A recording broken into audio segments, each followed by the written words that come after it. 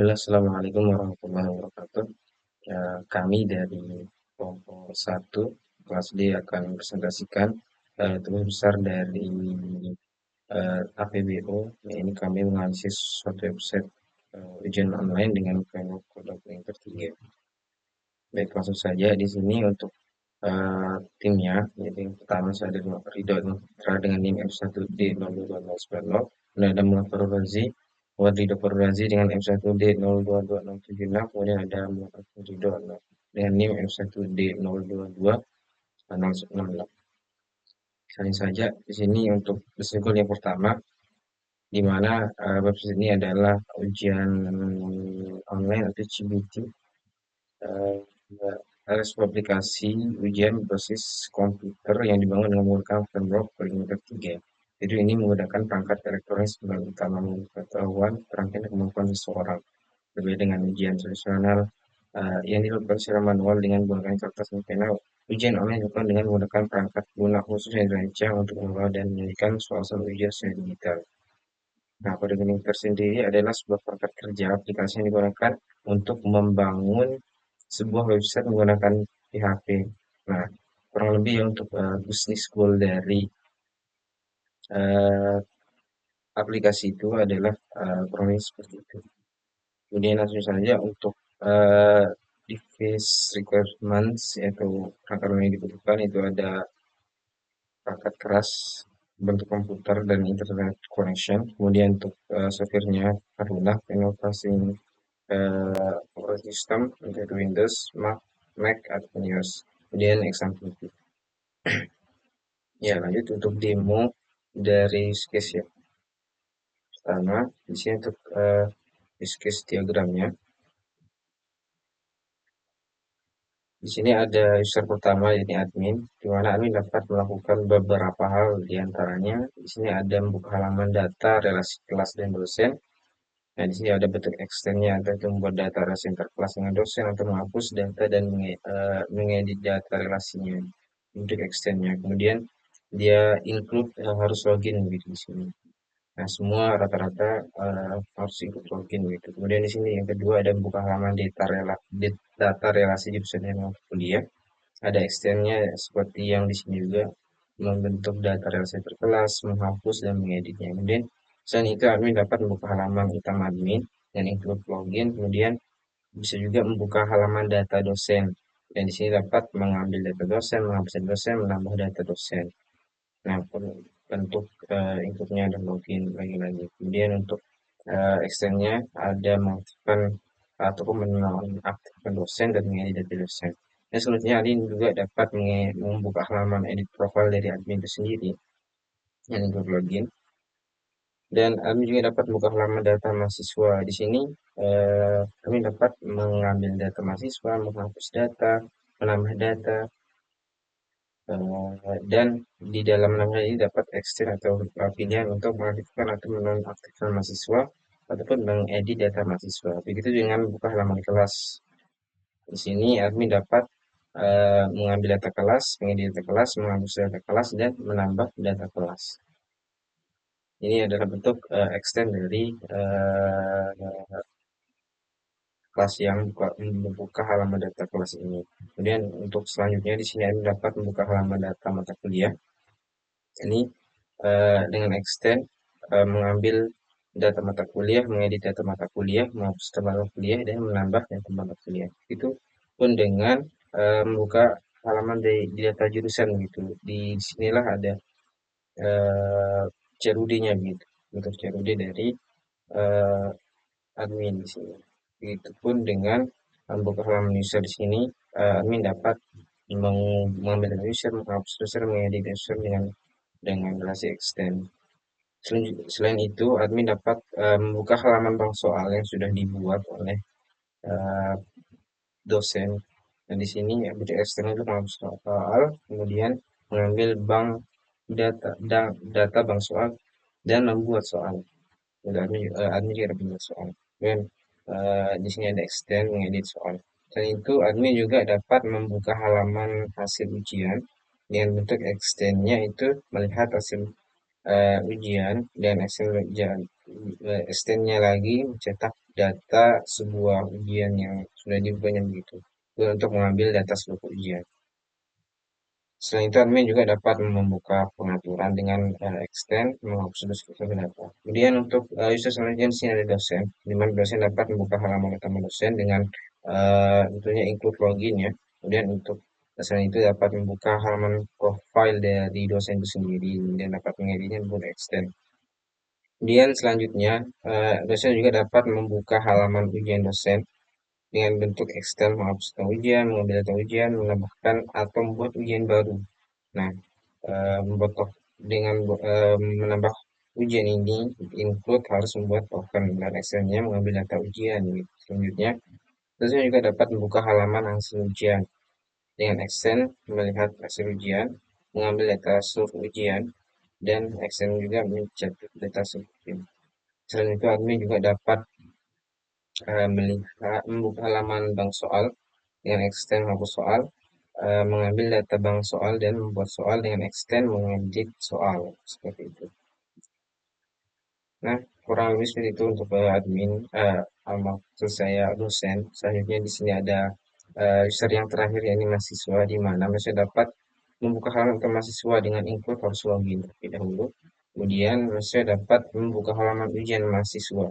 Nah, di Excel-nya mengikuti ujian dan Excel-nya lagi melihat hasil ujian mahasiswa atau Excel-nya lagi mencetak ujian mahasiswa. Dan untuk selanjutnya di sini masih dapat membuka halaman edit profile juga untuk mengedit atau mengubah password dan username yang entah itu ingin dirubah begitu. Nah, mungkin itu untuk di mahasiswa ya. Di terakhir di sini untuk login ya ada bisa logout gitu untuk extend. Kurang lebih ya itu untuk lebih untuk singkatnya ya untuk use case dari aplikasi ini gitu. Kemudian selanjutnya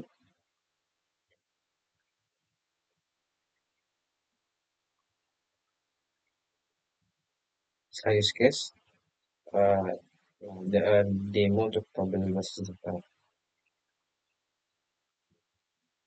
Nah, untuk tabel basis data sini ada di sini, di mana ada kurang lebih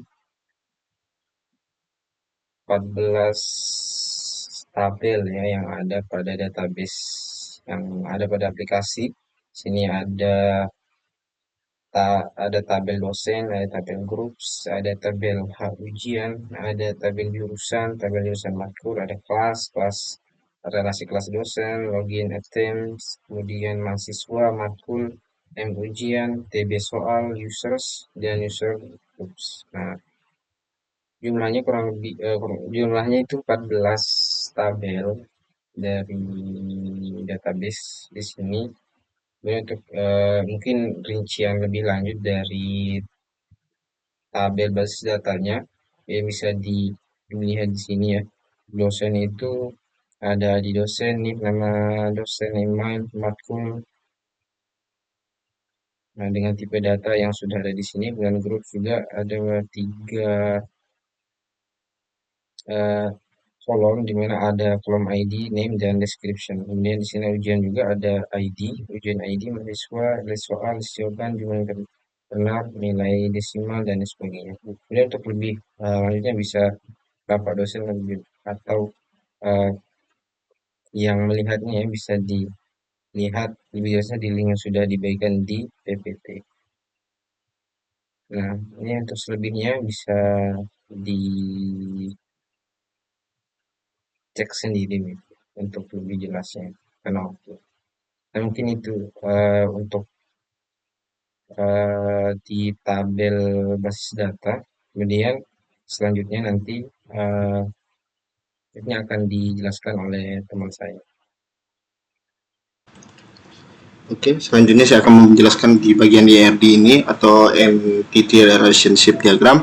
Pertama-tama saya akan menjelaskan entitas yang ada di bagian ERD ini. Antara lain adalah jurusan, admin, kelas, soal, mata kuliah, ujian, dosen, mahasiswa, dan hasil ujian. Nah, untuk entitas admin ini memiliki lintas antara lain password, ID, nama, dan email. Kemudian si admin ini dapat membentuk beberapa entitas baru antara lain kelas, jurusan, mata kuliah, dan soal.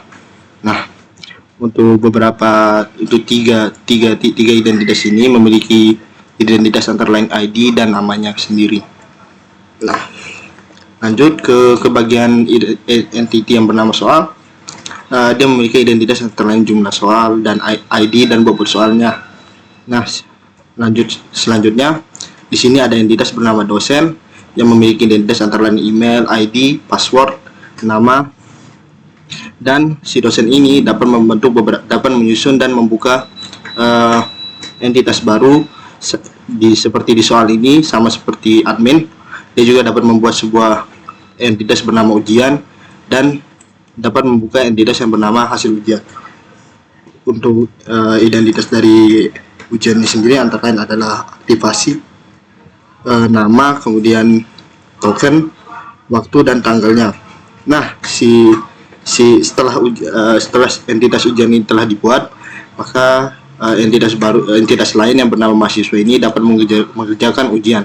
Nah, untuk identitas mahasiswa ini sendiri antara lain adalah password, ID, nama, kemudian email.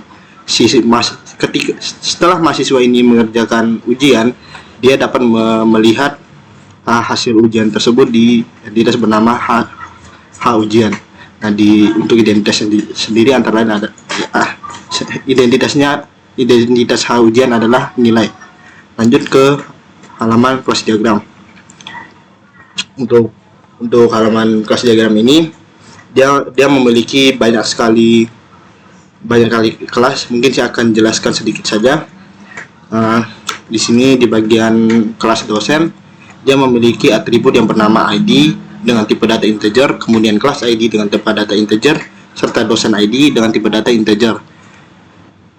Kemudian beberapa model yang terdapat di kelas ini antara lain adalah construct, kemudian output JSON, index, data, add, edit, save, dan delete. Selanjutnya di bagian jurusan matkul, dia memiliki atribut antara lain adalah ID dengan tipe data integer, kemudian matkul ID dengan tipe data integer, jurusan ID dengan tipe data integer, serta beberapa modelnya antara lain adalah construct, mirip-mirip seperti kelas dosen ini. Bagian modelnya mungkin tidak perlu saya jelaskan lagi. Di sini di bagian matkul ini dia hanya memiliki dua atribut, antara lain adalah ID kemudian nama matkulnya itu sendiri. Modelnya antara lain adalah construct, output, index, data, add, edit, save, delete, import, preview, dan terakhir adalah do import.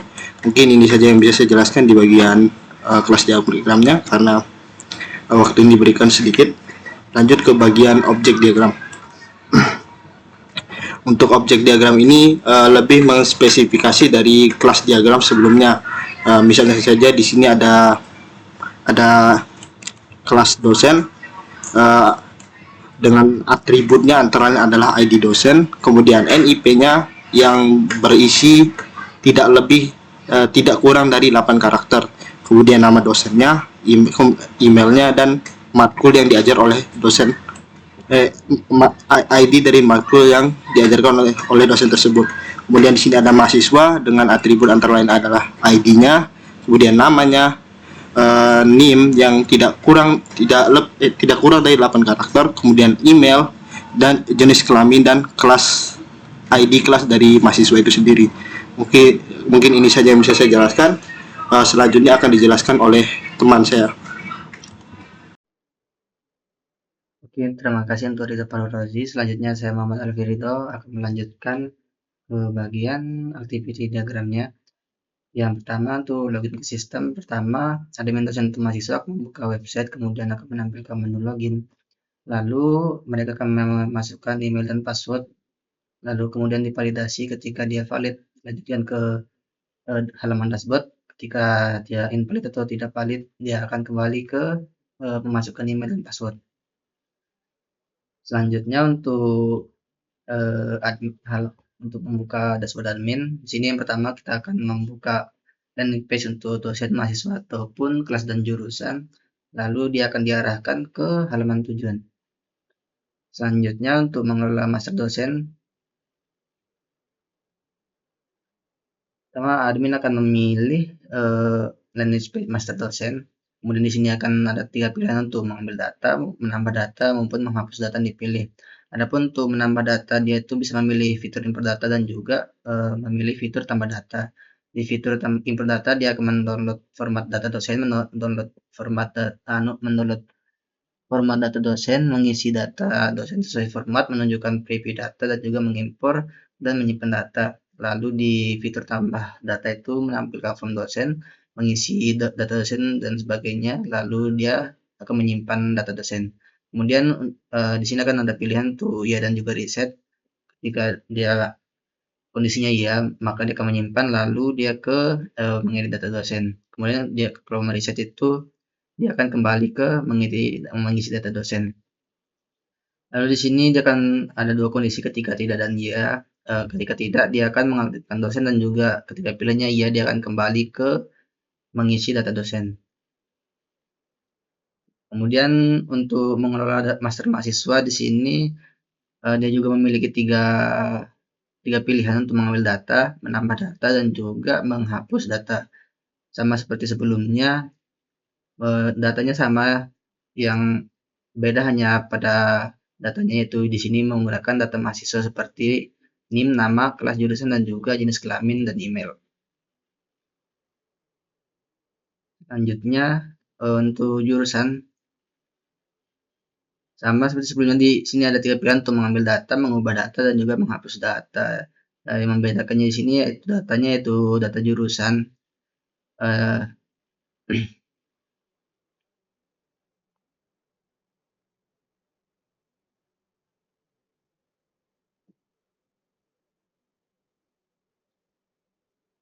Jika dia memilih fitur tambah data ataupun memilih import data, dia di import data sendiri, dia akan menurut format data jurusan, menurut format data mahasiswa, mengisi data jurusan sesuai format, lalu menunjukkan preview data, dan juga terakhir mengimport data, mengimport dan juga menyimpan data.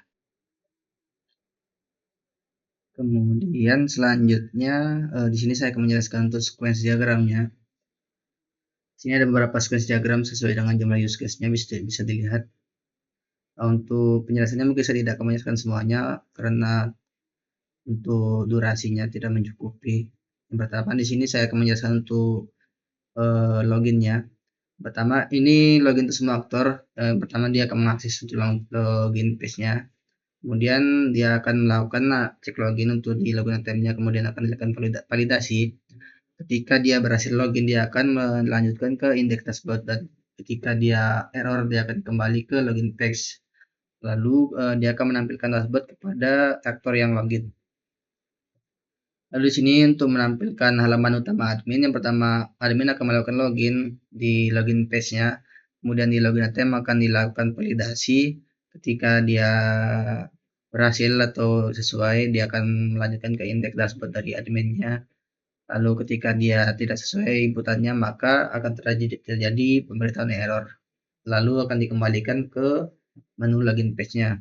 Kemudian sistem akan menampilkan dashboard dari admin kepada admin. Nah, di sini untuk menampilkan halaman utama admin, yaitu bisa di sini dia bisa mengambil, menghapus, dan juga mengedit data. Yang pertama, di dashboard adminnya dia akan mengakses tampilan dari dashboard admin. Kemudian kontrol adminnya dia akan mendapatkan data dosen, semua data dosen yang ada. Kemudian dia akan ditampilkan ke halaman data dosen.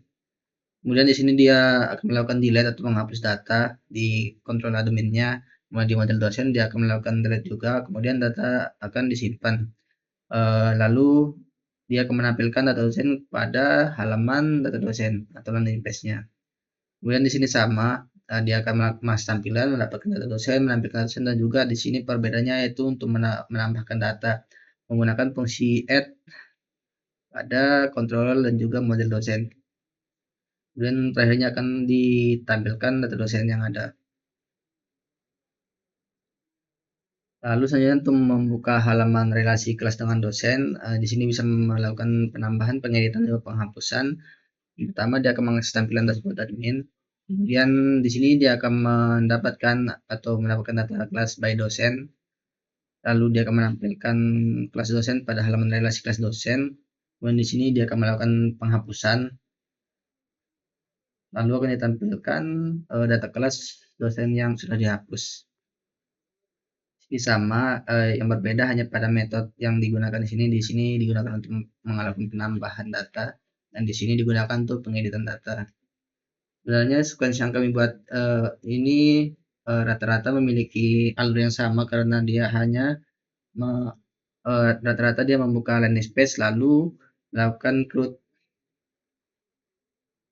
yang berbeda dengan metode nama-nama metode yang ada di dalam fungsinya sendiri sama persis seperti delete, edit, dan juga add to hampir sama persis untuk semua aktor, untuk dosen, mahasiswa, dan juga user adminnya.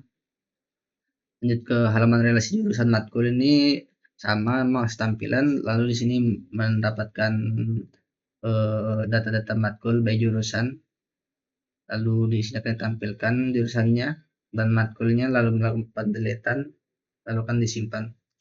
Di sini dilakukan penambahan dan di sini dilakukan pengeditan.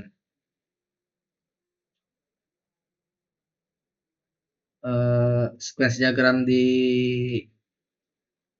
yang ke bawah ini hampir sama, dia yang membedakannya hanya data yang diproses atau data yang akan ditampilkan. Seperti di sini untuk get all class, ini membuka halaman data kelas, ini membuka mata kuliah get all matkul, membuka halaman data jurusan get all jurusan. Untuk fungsi pengeditan delete, edit, dan juga add-nya sama semua. Di kelasnya sendiri menggunakan di setiap kelas diagramnya itu memiliki nama-nama yang sama seperti delete, edit, dan juga add-nya. Lalu di sini untuk menampilkan halaman utama mahasiswa, pertama mahasiswa akan melakukan login, lalu akan dicek loginnya di login attempt, lalu akan dilakukan validasi. Ketika dia berhasil, maka akan melanjutkan ke indeks itu dashboard mahasiswanya, lalu ketika gagal akan menampilkan pesan error, lalu akan ditampilkan dashboard dari user. Lalu di sini untuk menampilkan halaman utama dosen sama melakukan login dulu, melakukan validasi, lalu ketika berhasil akan ditampilkan untuk dashboard dosennya.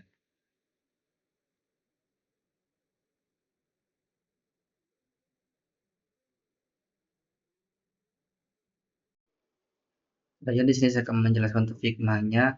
Pertama dari menu login, di sini bisa memasukkan untuk email dan juga passwordnya, kemudian menekan tombol login.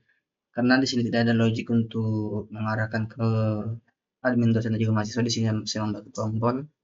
Pertama untuk adminnya, di dashboard sendiri akan menampilkan beberapa informasi seperti jumlah jurusan, jumlah kelas, dan juga jumlah dosen, dan juga jumlah mahasiswa yang ada.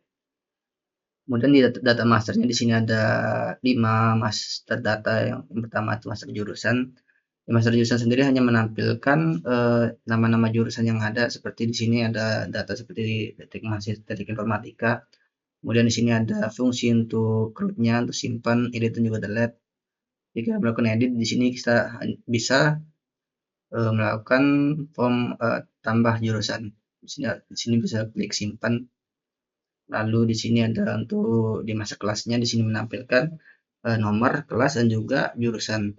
Jadi di sini data yang ada saat nomor 1 kelas 1 Gino 2 jurusan teknik informatika. Kemudian kita melakukan pengeditan. Di sini kita dapat memasukkan kelas baru dan juga jurusan baru. Kemudian kita mengklik simpan. Di master dosen sendiri di sini akan menampilkan data tentang dosen, yaitu nomor, NIDN, nama dosen, email, mata kuliah, dan juga actionnya. Seperti contoh di sini nomor 1 NIDN-nya siswa 1, nama dosen Elpa, email elpa@gmail.com, mata kuliahnya sistem berkas. Kemudian kita melakukan edit. Di sini kita bisa memasukkan NIDN, nama dosen, email dosen, dan juga mata kuliah. Kemudian ada master data master mata kuliah. Di master mata kuliah sendiri hanya menampilkan nama-nama mata kuliah yang ada, seperti di sini ada sistem berkas. Kemudian kita melakukan pengeditan, di sini kita bisa memasukkan mata kuliah baru, kemudian menggunakan tombol simpan. Lalu di master mahasiswa, di sini menampilkan data-data mahasiswa seperti nomor, NIM, nama kelas, email, dan juga jurusan. Seperti contoh di sini ada nomor 1 NIM 1345, nama Putri, kelas 1 Gida 2, email putri@gmail.com, dan juga jurusan teknik informatika. Kemudian kita melakukan pengeditan, di sini kita bisa memasukkan NPM, nama, email, jenis kelamin, dan juga mahasiswa. Kemudian kita bisa mengklik simpan. Nah, lalu untuk di relasinya di sini ada relasi kelas dosen dan juga jurusan mata kuliah. Di relasi kelas dosen sendiri di sini akan menampilkan nomor NIDN dosen kelas dan juga untuk pengeditannya.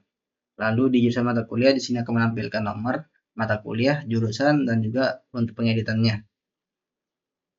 Lalu selanjutnya untuk user manajemennya di sini akan menampilkan data-data dari user seperti first name, last name, username, email, label, tanggal dibuat, status dari user, dan juga actionnya. Lalu yang terakhir di sini ada setting. Di sini untuk menghapus data, di sini kita bisa mengalih untuk kosongan tabelnya untuk menghapus semua data. Ya, seperti inilah dashboard untuk admin. Kemudian kita beralih ke halaman untuk mahasiswa. Yang pertama untuk dashboardnya akan menampilkan informasi mahasiswa seperti nama, IDN, email, mata kuliah, dan juga daftar kelas yang ada. Daftar kuliah dari mahasiswanya. Kemudian di bank soal, di sini kita bisa melihat untuk soal-soal yang ada seperti di sini datanya itu dosen, mata kuliah, soal yang ada, tanggal dibuat, dan juga actionnya. Ketika kita mau membuat soal, di sini kita bisa memasukkan file soal yang ada untuk kita membuat soal baru. Lalu untuk di ujiannya sendiri, di data ujiannya akan menampilkan data seperti nomor, nama ujian, mata kuliah, jumlah soal, waktu, untuk apakah soalnya diacak atau tidak, kemudian token dan juga actionnya.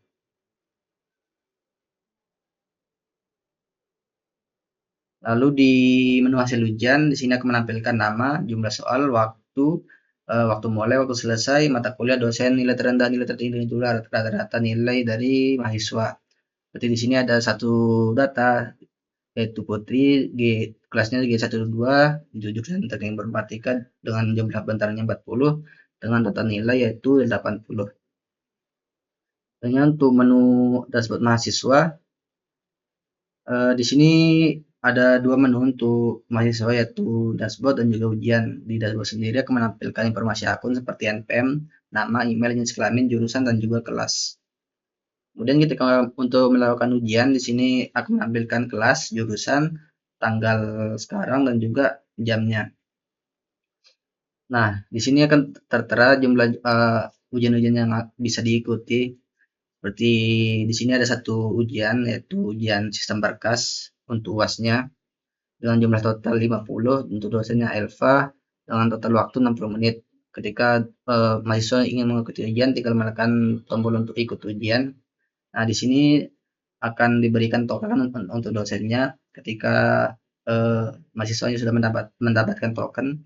Sini bisa memasukkan token yang ada kemudian bisa menekan tombol mulai.